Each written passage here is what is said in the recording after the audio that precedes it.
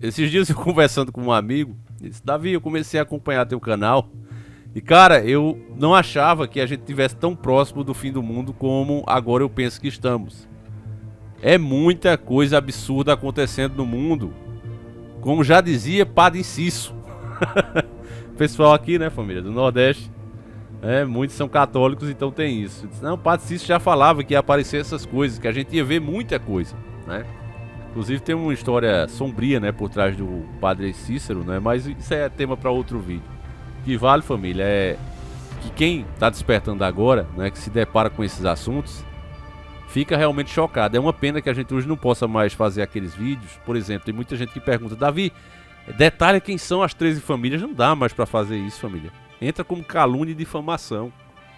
Porque se você acha alguma coisa, certo? E você pensa em voz alta, não tem problema. Mas se outras pessoas estão ouvindo o que você disse e dizendo, olha, faz sentido, aí começa a ter problema. Aí começa a ter perseguição. E antes as pessoas diziam justamente isso. É o que eu me lembro sempre, né? Que a gente chama até carinhosamente de inteligentes, que eram os haters. Eles diziam, olha, tudo que vocês falam é mentira. E a prova disso é que, se fosse verdade o que vocês falam, o sistema já tinha tirado vocês. Se existe mesmo esse governo oculto, essas 13 famílias, eles não iam deixar vocês falando.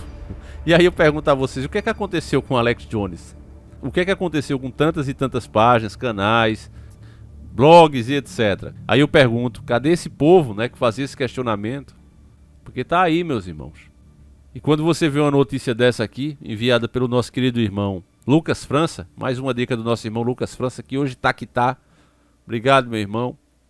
Você vê que de fato a gente está chegando àquela mesma sociedade que se tinha em Sodoma e Gomorra e na antiga Babilônia. A mesma forma de pensar e se comportar, as velhas práticas estão voltando como coisa moderna.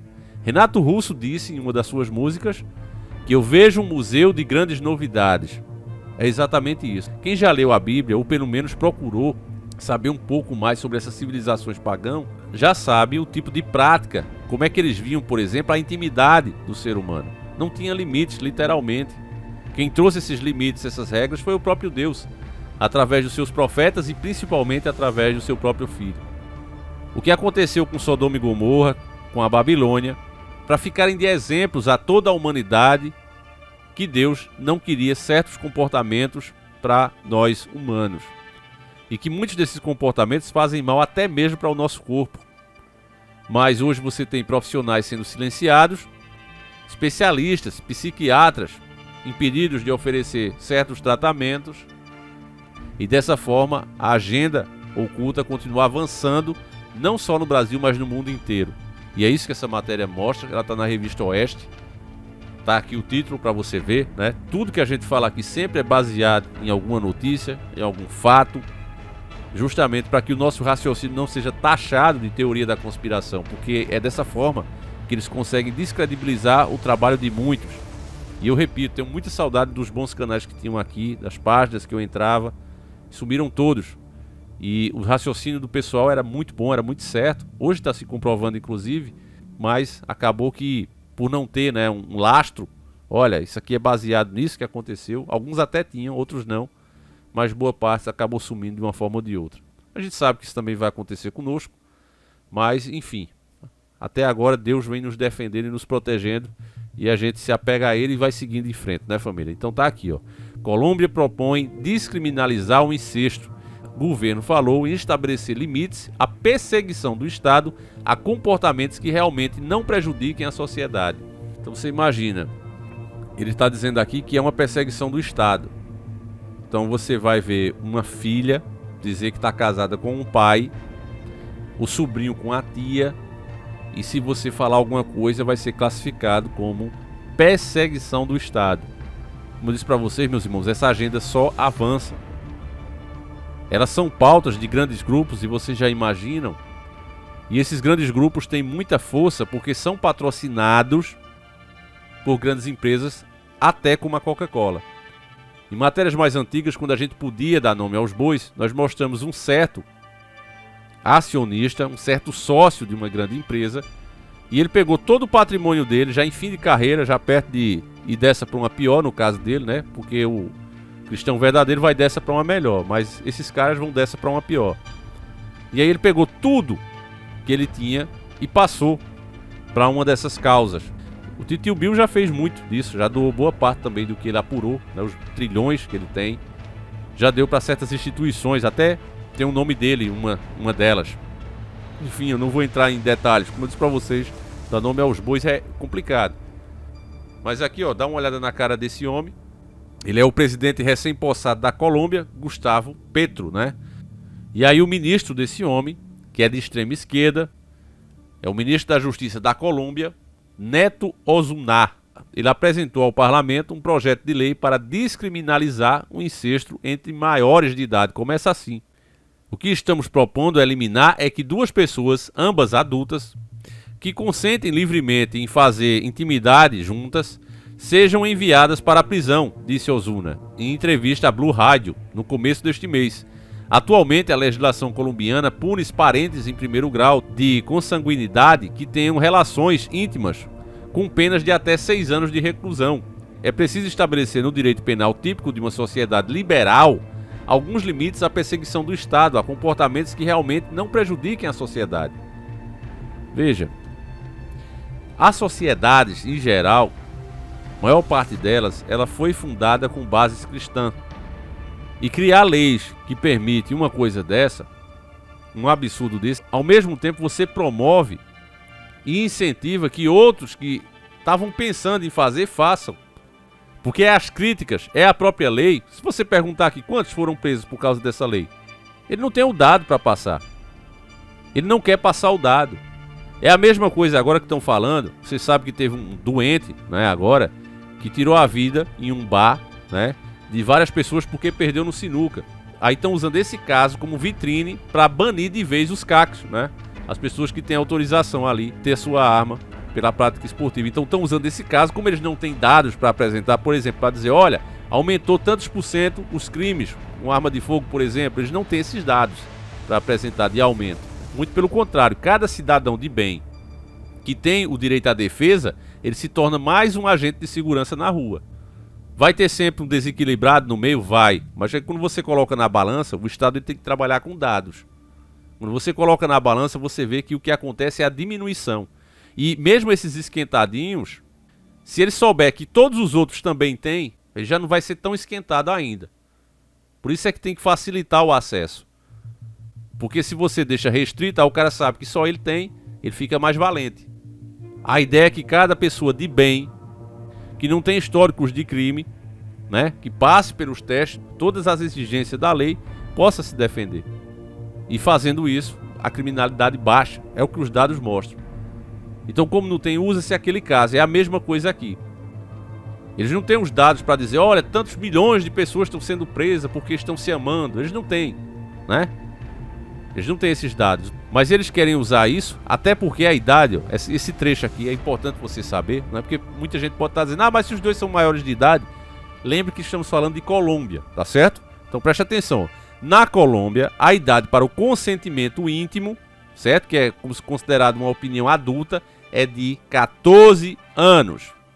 O ministro não especificou o que aconteceria no caso de uma relação incestuosa entre um adulto e um jovem entre 14 e 18 anos. Meus irmãos, a grande verdade é que um pai que quer ficar com uma filha, ele é um abusador. Ele não respeita as leis de Deus e ele não respeita a própria família.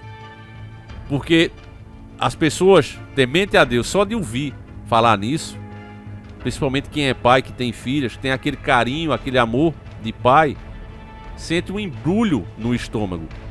E um cara que quer ter, né, essa tal relação, já tinha um cara aqui logo no começo da plataforma, quem lembra aí do camarada, que ele fazia o canal dele fazendo vídeos defendendo que o pai deveria ser o primeiro, né, a ter a relação com a filha.